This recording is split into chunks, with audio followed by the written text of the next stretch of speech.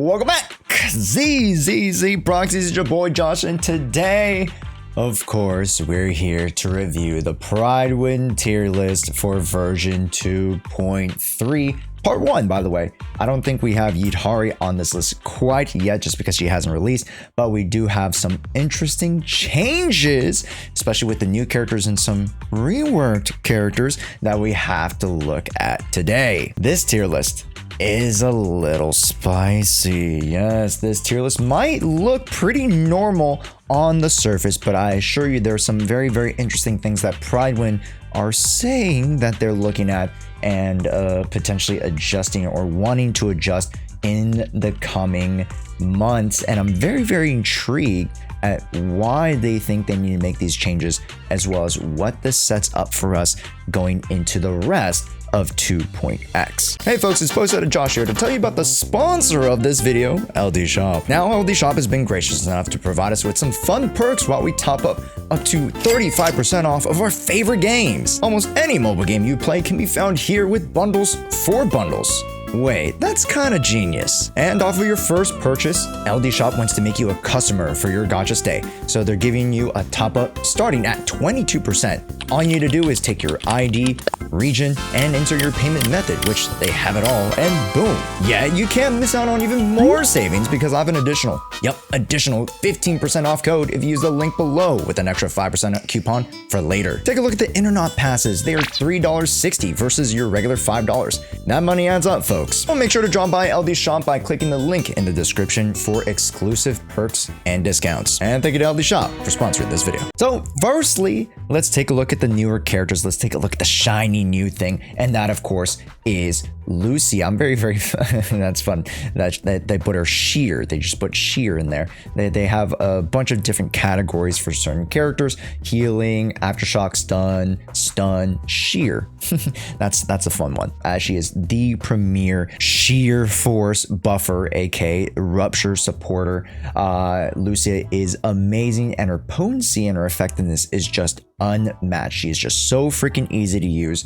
I know that some people are slightly confused with the different types of states for Dream, you know, the Whim and Harmony. If you guys watch my early access guide video to Lucia, that breakdown is extremely easy. So if you guys have any questions on how her kit works, please, I would love for you guys to refer to that. As so far as where Lucia is in terms of her effectiveness, at the top end, she is extremely effective. At the bottom end, in terms of the F2Ps, she works very, very well with Manato and the budget Yishens, and then assumably the budget Yidhari builds as well, such that Lucia does warrant tier 0, even though there are only 2 characters right now. Her potency is just unmatched. And just for comparison, for those of you who are like, oh, why is Lucia so good? Why do you say her potency is so good? It's because she's 30 to 40% better on teams that utilize sheer force than any other supporter out there currently. That's how good she is.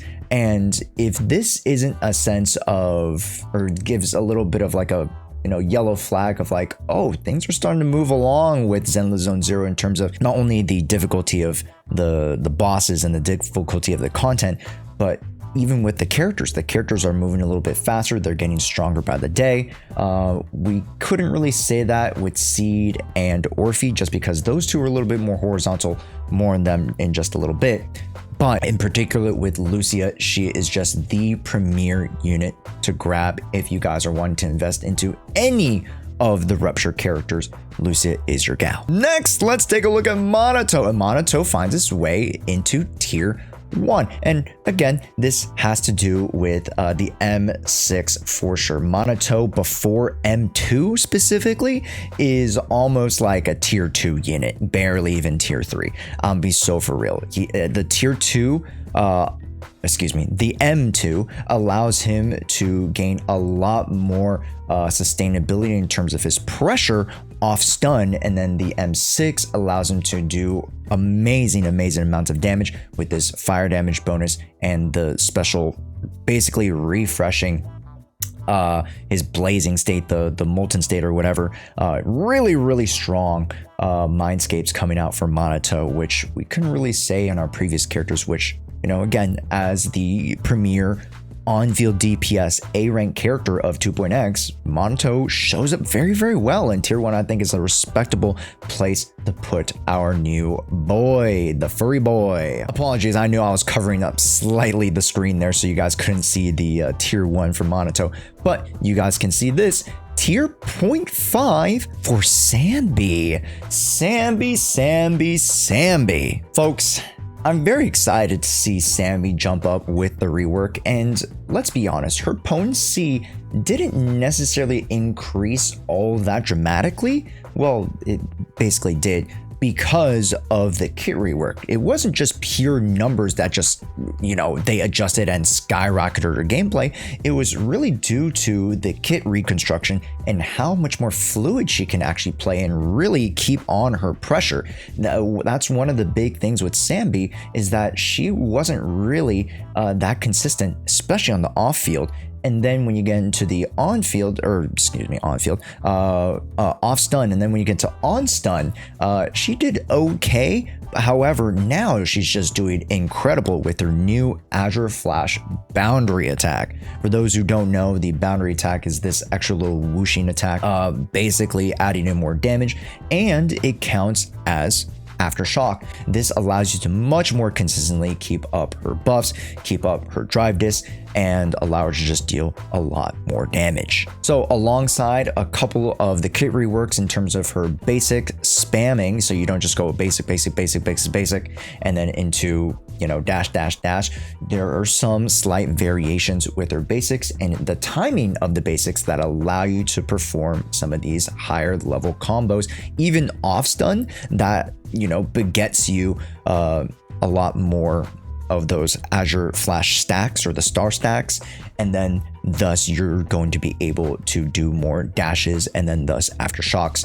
Sami becomes a little bit more technical, but with that comes a lot more reward, and thus warrants her jumping to the 0.5 tier, especially since now that characters like Seed, Orphe are still relatively mixed into the meta. It's really, really nice to see that the attackers still get some spotlight. As I mentioned before, I was very worried about the attackers moving so fast into the meta and then moving quickly out of the meta. I think we're starting to reach a somewhat of a balance point by having rupture attackers and then some variation of anomaly that, as so far as the platter, the buffet of what we have available in terms of, let's say, DAs and Shius, I think it's been the most variable. Of course, understandably, it's been quite tough to manage, especially from, the DAs like 1 or 2 runs ago when we had a triple miasma. That was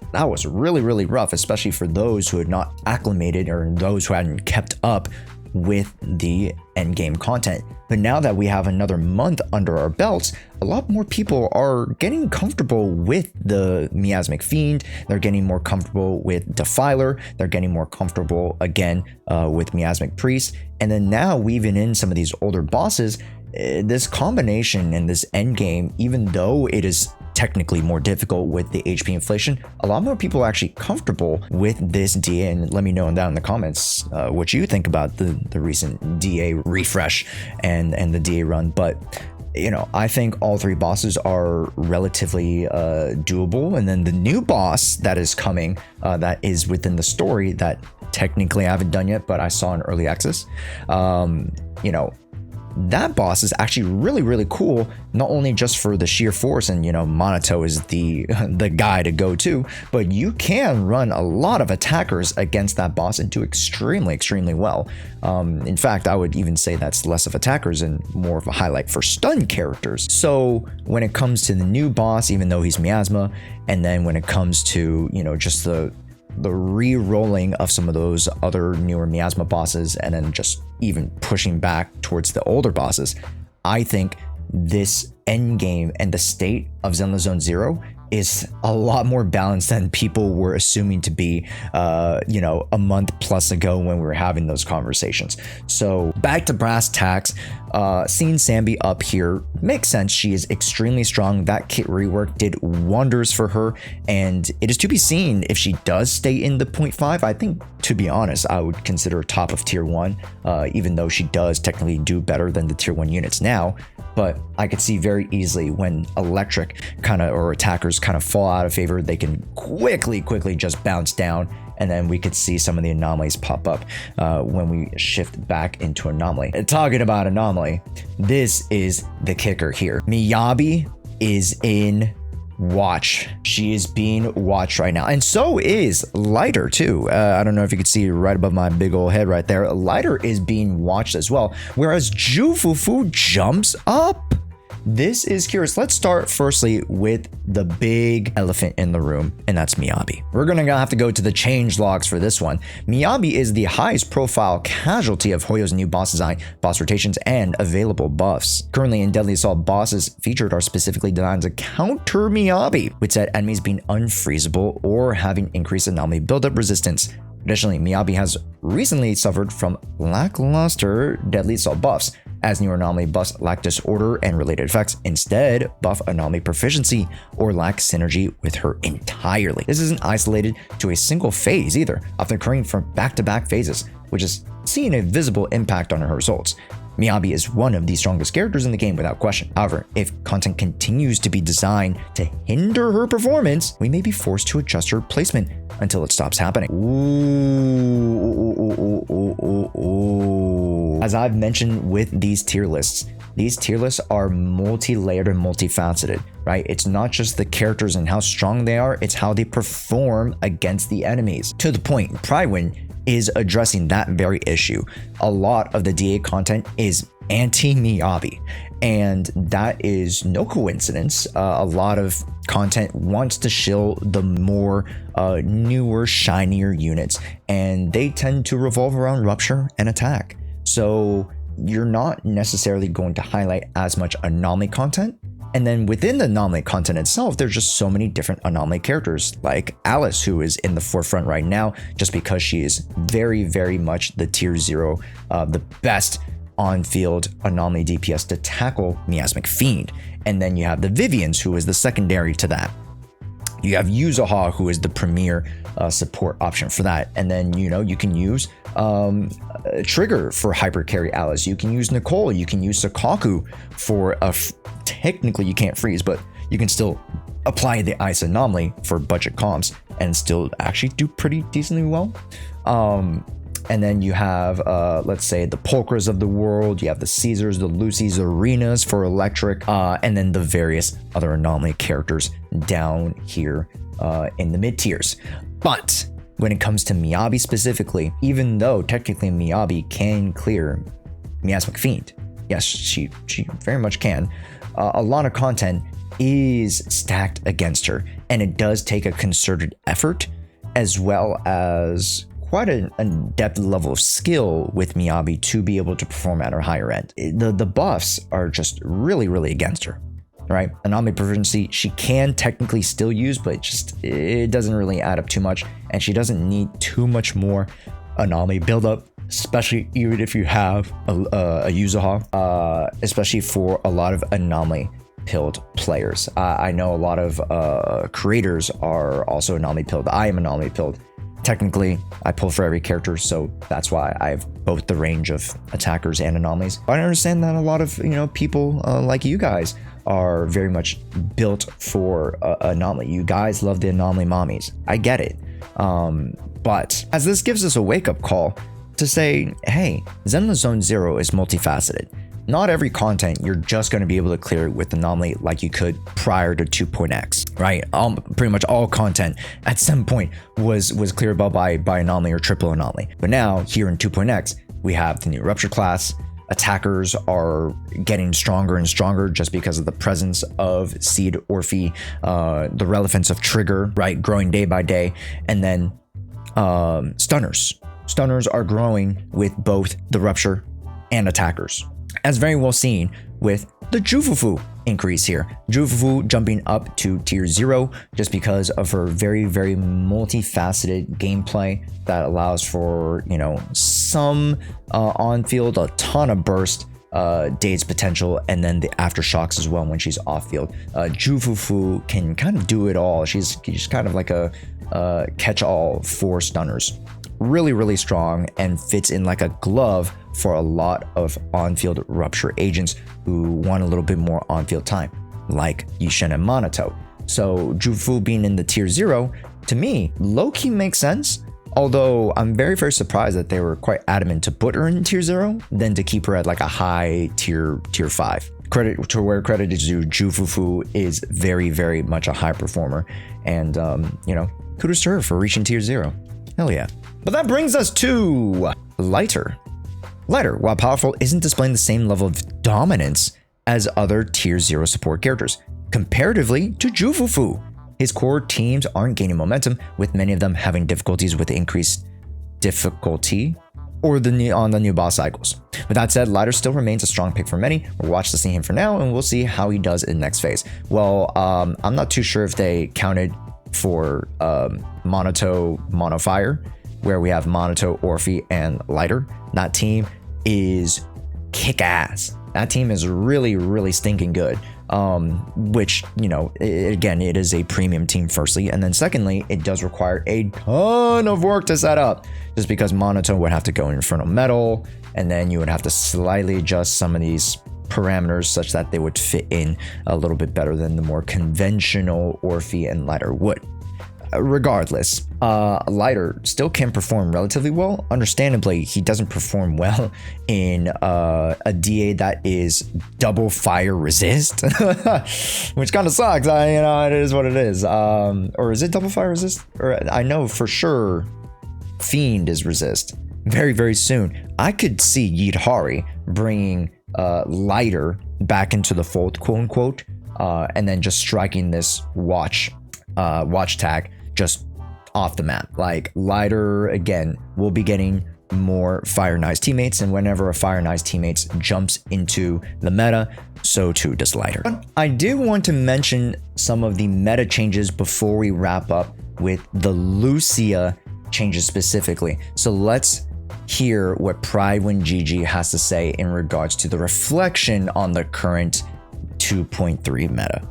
As a major part of characters' ranking on the tier list is based on their performance in Deadly Assault mode, seeing heavier and heavier shilling, alongside noticeable difficulty increases due to stat increases and new bosses, major manipulation. Each of the factors is being aligned in order to push new archetypes and characters while diminishing older ones.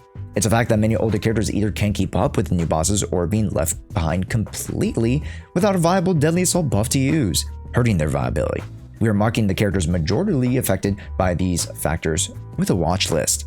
We won't be acting based on these watch lists immediately, but we felt it necessary to notify the community regardless. Hoyo is making a huge push towards empowering Rupture while aiming to diminish Disorder, which is kind of curious because Disorder actually is doing quite well in terms of, like, you know, still the medium content. And then also, so secondarily curious why some of these lower end units are also not watch list. We have Ellen Jo and Juyen slowly creeping down potentially, just because I do see them on the watch list and the changelog too. Right, Ellen Jo and Juyen, while capable of performing sufficiently, haven't been keeping up. Yep. Understandable. It seems like some of these units have been watchlisted, but I'm very curious that others haven't, like Bernice. Loki, Bernice could jump lower. I'm not gonna lie, she could jump lower. Yanagi right now is not very, very favored in the meta right now at all. Electric specifically isn't really favored, just attackers are.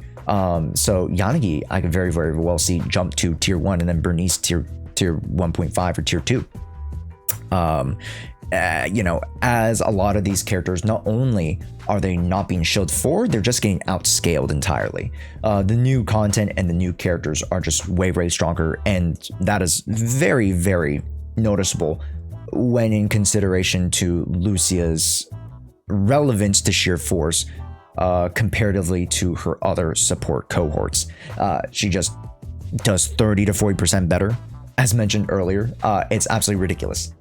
That is a significant jump. And for those of you who are like, oh, I think I'm gonna play ZZZ for the next like 3 to 6 months at least, or at least try out the game. You're probably just gonna want to pick up Lucia because any or most of the DPS units that you will be picking up, whether it be Yusha and Rerun, whether it be Banya, whether it be quote unquote Ye Shun Guan, Manato, right, Yidhari, any of those will be using Lucia in their premier support slot. But overall, a lot of the pointers and movements up and down and a lot of the extra added tags are TBD.